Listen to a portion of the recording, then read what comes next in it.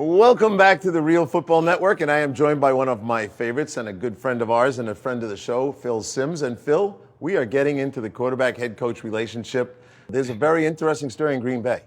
Mike McCarthy has been calling the plays and been the guy in charge of Aaron Rodgers. They're going to separate now. Your thoughts on what's going to happen? Because I keep thinking he's going to gravitate right back to playing, calling the plays. Now, I don't think so. I think it's going to be great. I think it's a tremendous move by the Green Bay Packers and for Mike McCarthy to let his ego get out of the way and they'll just think what he can do as a head coach. Now Mike McCarthy can take his influence. He has a great presence. When he walks in the room, he's the head man.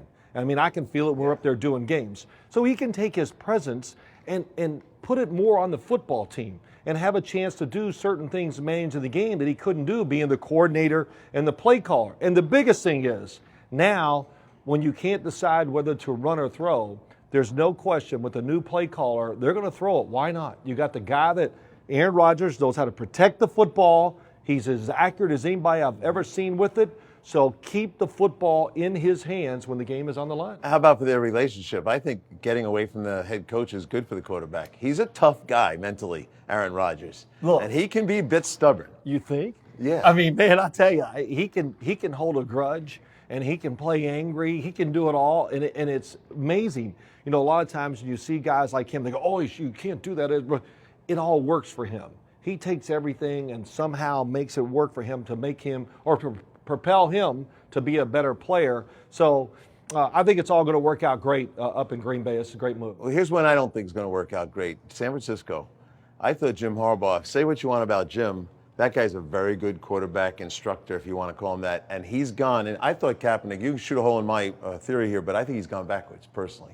Your thoughts on what's going to happen with Tom Sula and the head coach? Well, this is going to be interesting. I get a chance to do a few 49er games this year, so I can't wait to watch it. I'm a Colin Kaepernick fan, but you look at Jim Harbaugh, he was at San Diego, Stanford, and then San Francisco, and those quarterbacks all were crushing it. So there's a reason. I know they were good, but everywhere he went, San Diego, of course, being in college, not the pros. But last year, Colin Kaepernick is the year you think he would sit in there, read the defense a little more, and be a little more precision quarterback. And I did not see it. And I think this offseason, I watched some of their tapes. I was like, wow, I was really taken back. I went, man, he did regress last year. He's got all the physical tools, but now he's got to play the position better. And listen, that's easy said, very hard to do. It's really hard to do. It is hard to do. Let me just say this, Pat. If I could run like Colin Kaepernick and move around and had all the physical abilities, if I even got a flash to somebody, I said, hey, I'm getting out of here. He does. That's so. He's not a second-read guy, and you watch enough tape to watch him. It just seems to me, and he's got an escape left problem. Everyone on defense is building a fence and just bringing them back in. That's right. And let me just say this to all the negative people out there. Look, physically, throwing the football, he is terrific. He's got touch. He can put the football in tight spots, and he's a machine mechanically. He does everything, so many things well. That's why he's such a great thrower. Last stop, Jacksonville, Bortles. We were all excited about him. I was. Jim Miller, my partner, was excited about him. They're at a point where they're expecting some success. Where do you see Bortles and his head coach at this time? Well, where I don't know. I think that, when I went down there and did a game late in the year, I felt there was some concern about the quarterback. I will say this about him. But my first thought when I saw him in practice and on the field during the games, I go, he is one big dude. I mean, he's big. So he's been Roethlisberger as far as his presence on the field. And I think that's going to be his greatest strength. If he doesn't throw the football better physically this year, I don't see how it can be a great success down in Jacksonville. Pat, there's a lot of things to play in the position, but you got to have a you got to have a great quality of throwing the ball and being accurate and having power when you need it, all those things.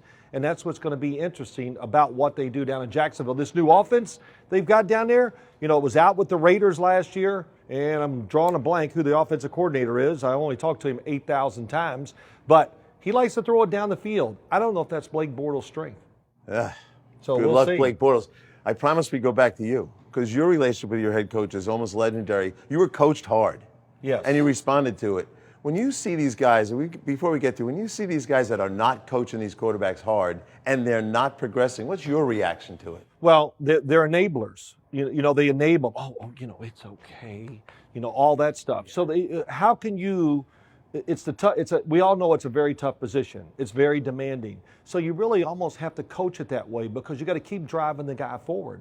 And I see more and more coaches enable the quarterback because they truly don't want to hurt his feelings. Just have him confident and all that. And I came up in a different era, so I don't expect it to be like I witnessed or was involved with Bill Parcells. Because believe it or not, Bill Parcells, he was a saint to me. My high school coach and college coaches, they would have laughed at Bill going, well, why are you taking it so easy on these guys? So that was the era I grew up in where all the coaches were tough. So for the quarterback to succeed and keep going forward, you always have to coach them hard. And you got to teach them. It's hard now to teach them, and so they can take that criticism and not get down with it and take it and go forward with it. And if they've been babied all along, it's going to be hard to toughen them up. So it is. Well, that's true. They've been babied since youth football now, and that's the system a lot of players have. That's why it's changed. And I think these coaches, they've changed a little bit trying to accommodate these players because of that. And they're all coming out playing 7-on-7 all summer long, and they're not in those full contact practices that you were in. And it's a tough challenge coaching these guys, and they have to be good right away. Everything is going through the roof, I think, in the NFL when you talk about wide receivers, these defensive end, linebackers.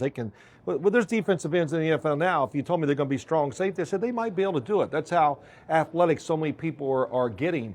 But the quarterback position is not going forward as fast as it should compared to those other positions because of the style of play we see in youth football, high school, and college. It's not the same as it is in the NFL. It's a bit of a bleak picture, folks, but we're going to get on to those rookie quarterbacks here in a minute.